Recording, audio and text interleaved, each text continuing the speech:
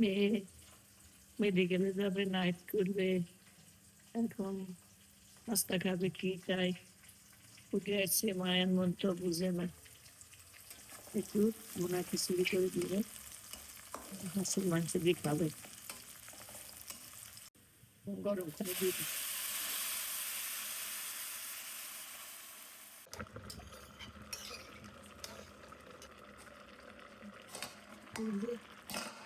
খিচুড়ি খাওয়ার পথে একটু মাংস ঝোল ছিল, দিয়ে দিছি।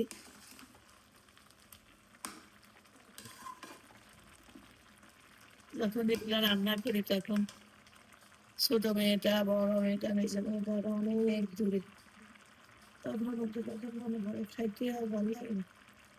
একটা মেয়ে আছে, ও সারাক্ষণ ব্যস্ত থাকে ডিউটি নিয়ে, আর পড়াশোনা নিয়ে। তারপরে আবার ওকে ছাড়িয়ে যাইতে ইচ্ছে করে না, নাতি একটা আছে,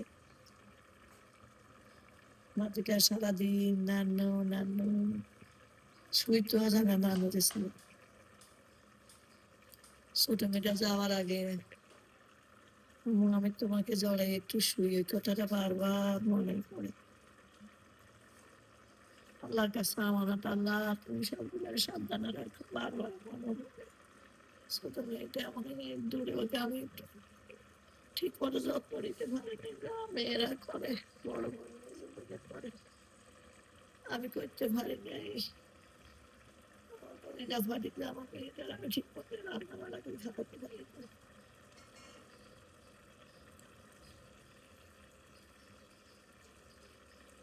তারপরে এই যে মনে করলাম মেয়ে তো নাইট করবে, ও কি এখন উঠে কি খাবে। তারপরে মার মন তো বুঝে না, ওই হেল্প করে যে মেয়েটা, ও আসে নাই। তারপরে উঠে রান্না করলাম, দেখেন